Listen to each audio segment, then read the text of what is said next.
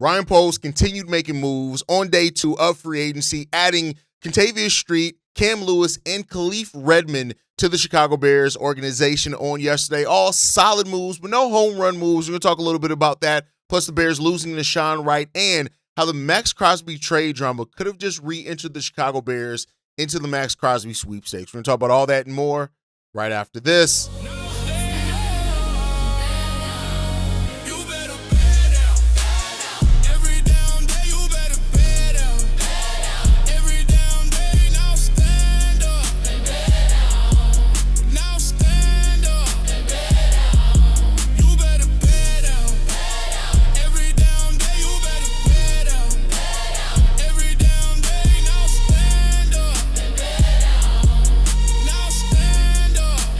What's going on, Bears fans? Welcome to another episode of Chicago Bears Central, your number one spot for everything Chicago Bears related. I'm the host here, Haize, but more importantly, you guys can follow the channel at Chi Bears Central on every social media platform we happen to be on. With that said, let's go ahead and get into this content for today, y'all. And so I want to recap the signings for day 2 for the Chicago Bears. It's something we're going to do every day during this part of free agency, probably just this first week of free agency, recapping the moves from the prior day.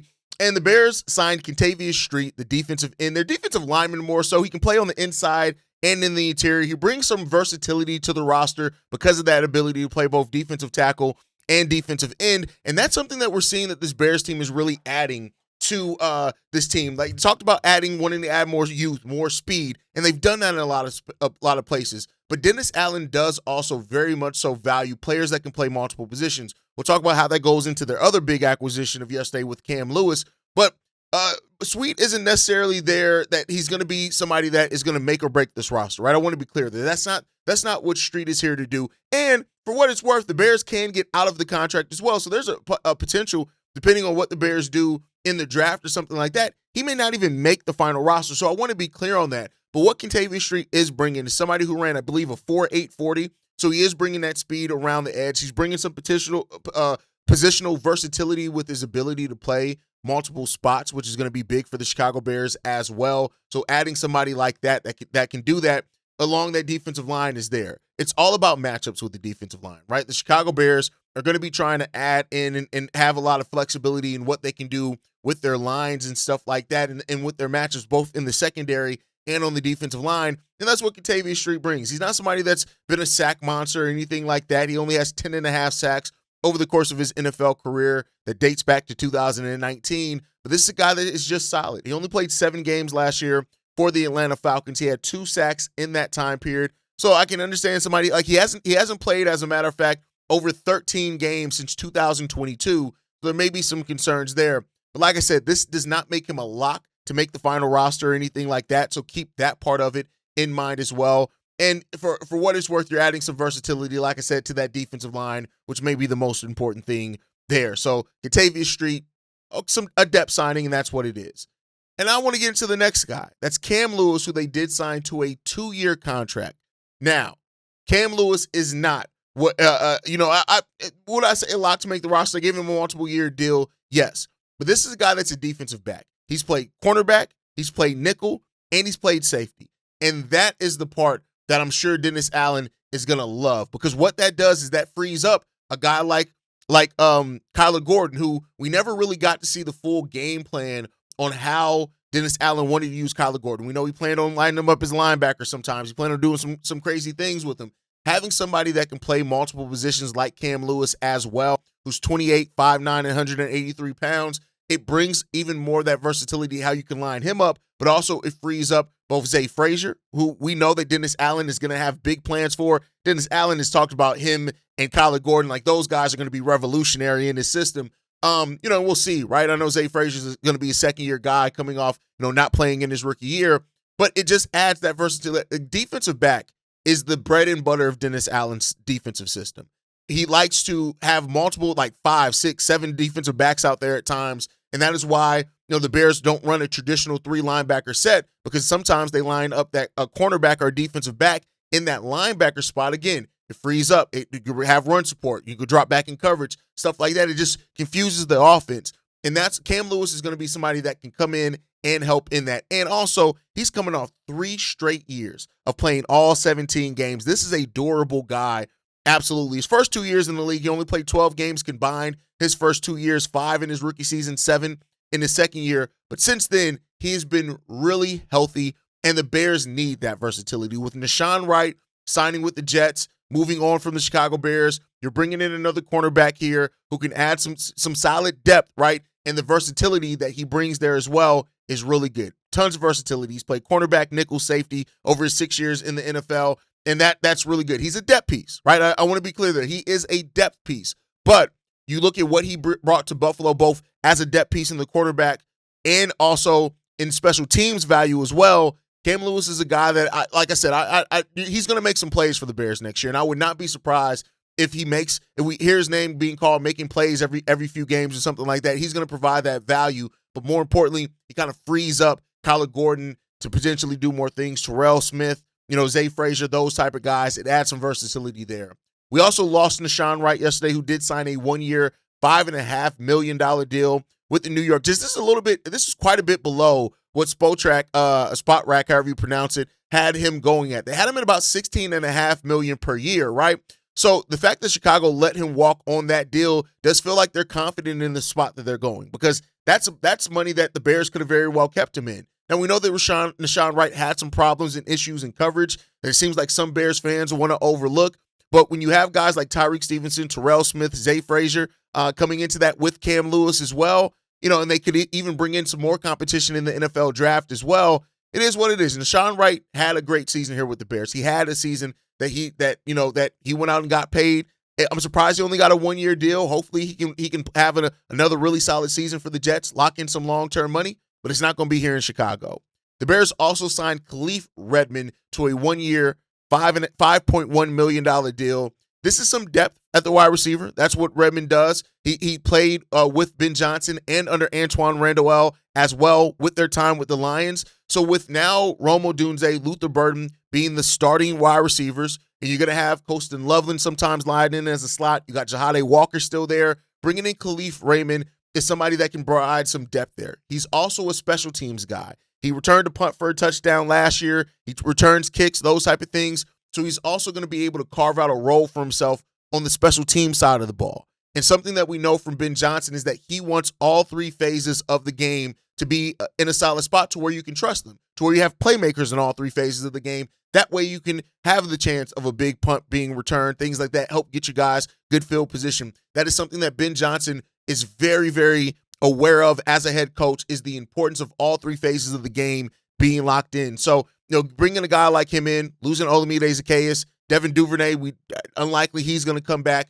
Kalif Raymond has a chance now to be a receiver in there, come in there where he's been solid per what he's asked to do. Not like I said, not a world beater or anything like that. He has some speed out there, especially with the gravity of a Colston Loveland, Luther Burden, Rome Odunze. He can very well benefit from that and be a little bit more of a weapon in the pass game if they need to call his number to do that. But the versatility that he's going to bring there, being able to be somebody that can impact the special teams, as well as come in there and receive somewhere. He had 289 yards last year and 1 touchdown. For what it's worth, he has averaged over the course of his career 13.9 yards per reception.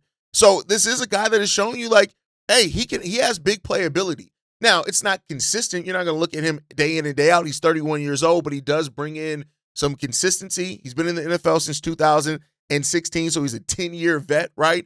And so you bringing him in here, he's going to be able to provide some depth for you, be able to provide some special teams for you, and that's really what the Bears are looking at for this out of Kalif Raymond. Overall, I'll say this. Ryan Poles has done another solid day. He's had another solid day. This was more of a functional day, right? No big swings on day 2 for the Chicago Bears, but what they did do is they did go on and add. But now we start getting to the interesting part of it, because now after the signings and everything, right now the Bears are technically a negative $595,000 with the salary cap. They are above the salary cap right now, which means they're going to have to make some cuts or some restructuring to do anything. Keep in mind, even if they do not trade any of their first-round picks, which we'll get into, or any of their picks, which we'll get into here in a second, they still need to create another almost $11 to $12 million with now having the additional second-round pick. They have to create more space just to sign their draft picks, which they have not done yet.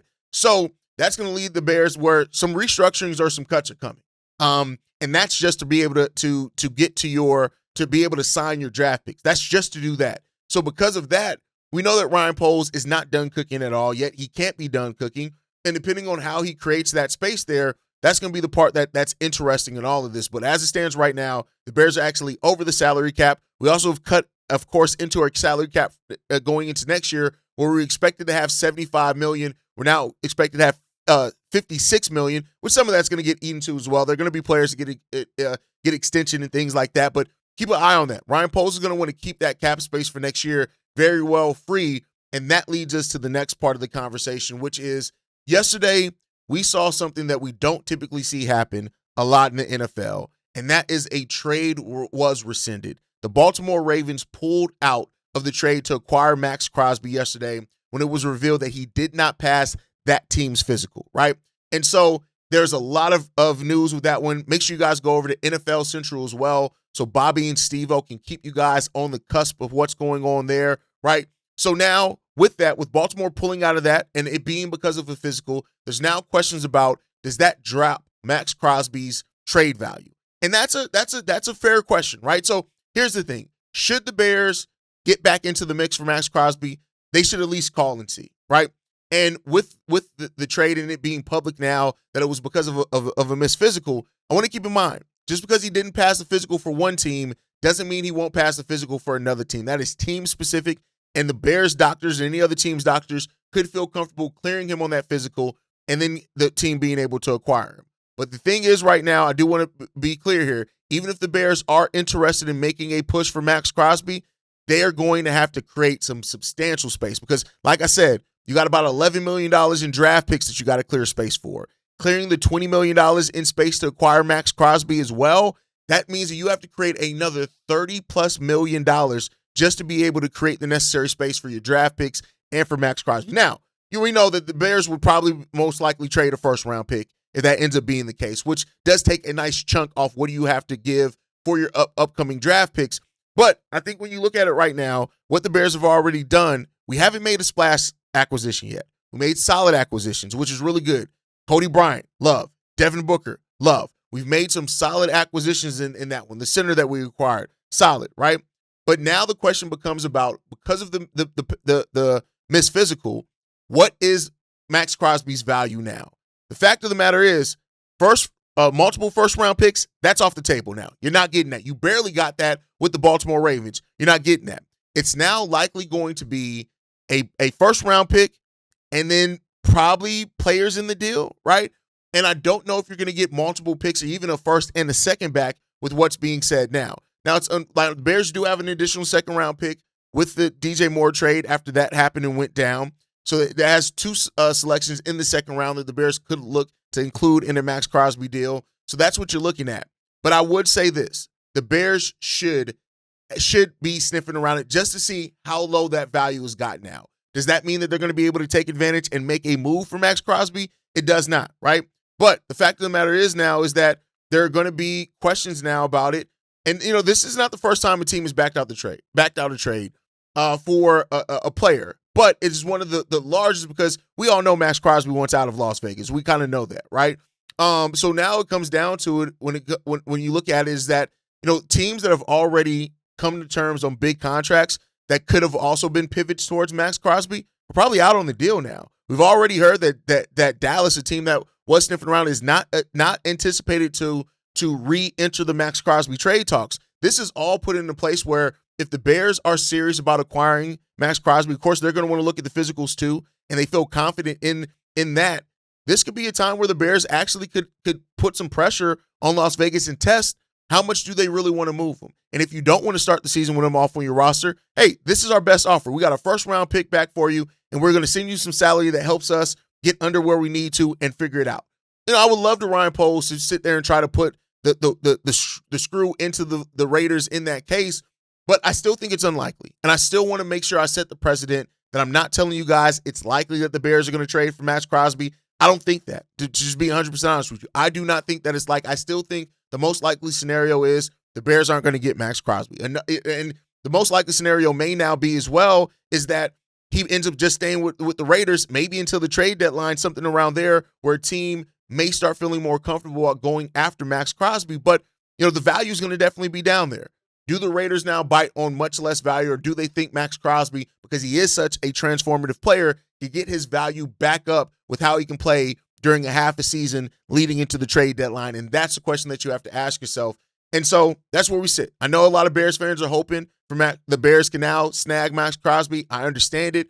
I still think a more functional offseason is probably there. The big splash is probably not going to come. And Ryan Poles hasn't gone big splash hunting yet.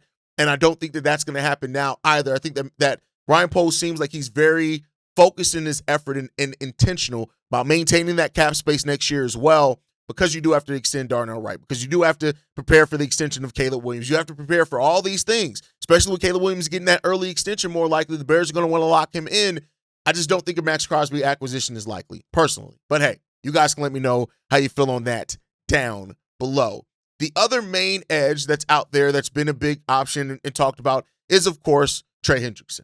Now, we did get word late last night that Trey Hendrickson is expected to announce the team he's going to sign to today. So we'll see what that happens. He's close to making his decision. But it does seem like the market for Trey Hendrickson isn't quite the money that he wanted before. And so we'll see what happens with that one. Adam Schefter did reveal this, that Trey Hendrickson is in contact with many NFL teams with edge defenders signing deals between $30 and $40 million a year. Hendrickson would like something in that range, but teams have not been willing to meet that asking price, and that's why the defensive end hasn't agreed to join a new team yet. So it seems like the value that Hendrickson sees for himself is not the value that other teams around the NFL are seeing in Trey Hendrickson. We've seen this before, right? The question then becomes, does Trey Hendrickson just end up taking the best deal for whatever team is offering the most money? Does he take a little bit less on a shorter term deal, which at 31 years old, I don't know if that would be advantageous for him. He's probably going to want to take the longest deal that he can get to maintain and lock up some money. So we'll see what happens there. But as of right now, it does things that teams may be waiting for Trey Hendrickson to bring his asking price down. And how low does that asking price go? Now, there are some Bears fans that don't want to see Trey Hendrickson because of his age. There's some Bears fans that do. But it does seem like right now, if the Bears were to pursue Trey Hendrickson, much like if they decide to pursue Maxx Crosby, that trade value has come down. It seems like the asking price for Trey Hendrickson has naturally come down over the course of this offseason just because of teams not being willing to offer him that money, so he doesn't have that leverage, right? So I want to be clear here, though. 81 career sacks. Back-to-back years with 17.5 sacks in 2023 and 24. And while injury did limit him this year to just 7 games and 4 sacks, you already know what Trey Hendrickson can be when he's healthy, and he's still probably closer to that 17.5 sack guy, especially playing on the opposite side of Montez. So we'll see if something gets done. Again, I'm not predicting it. I think that Ryan Poles has already shown his hand that they're prioritizing depth over a big splash with what we've seen so far. But if you're looking at what the Bears can do, I mean, it's not like these players are off the table. Trey Hendrickson's technically not off the table. Could the Chicago Bears get Maxx Crosby for the 2026 first-round pick? Maybe a second down the road in 2027? Is something like that available to him? Does it take a first and a second in this draft, right? Is that what you're looking at? We'll see what they do here. But between Trey Hendrickson, between Maxx Crosby, they're both still in play, even if they're not as necessarily realistic. And what I like to talk about here is not just the possibility, but the probability. And probability-wise, the probability of Trey Hendrickson or Maxx Crosby joining the Chicago Bears is very, very low. I want to be clear there. It is very, very low. But there's still a chance. And not even to use the meme and the Jim Carrey thing, but there is still a chance. And as long as there is still a chance, I do think that Ryan Poles should at least be on the phones calling to see if he can get either one of these guys at a much cheaper than expected price. And then you're adding a hell of a talent. Like, you're adding a hell of a talent in that case. I don't think that's coming for the Chicago Bears, but if you can get it done, you can get it done. But with the Bears being over the salary cap officially now, I do think that until we hear that the Bears have started restructuring contracts, it probably means that the Bears are going to start shifting focus towards the draft, even on day 3 of free agency. Not to say that things can't still get done, because they absolutely can, but we may have started winding down in free agency already to where the focus is going to be on the draft. Whereas as of right now, we have a first-round pick, 2 second-round picks, a third-round pick, and a fourth-round pick, and picks in round 6 and 7. So the Bears have picks. Now, once they do shift that focus more towards the draft than focusing on free agency, we kind of will know what positions they're going to be targeting. Like right now, edge is definitely on the menu. Linebacker is potentially still on the menu. We don't know what's going on with Jaquan Brisker. We've heard that Kevin Byard is not expected to return here. What's going on with Jaquan? Because you still need another safety. You need more than that, actually. Where's that going to happen at? So all those questions are still there for the Chicago Bears. We'll see where the answers find the map. But I want to thank you guys for tuning in to another episode of Chicago Bears Central. You guys know I appreciate you so much. I want to hear from you guys, though. How are you feeling about day 2 of free agency for the Chicago Bears? What are you expecting on day 3? And do you think the Chicago Bears should get back in on Maxx Crosby trade talks or Trey Hendrickson there for as a free agent? Make sure you guys like the video, subscribe to the channel as well. You can follow us at Chi Bears Central on every social media platform. You can send us any feedback, questions, comments, concerns.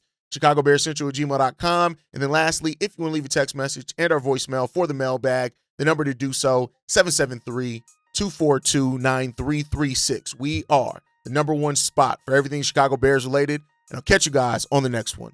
Chi-Town up, Bear down. Love you guys. Peace, y'all. This has been a presentation of the Break Media.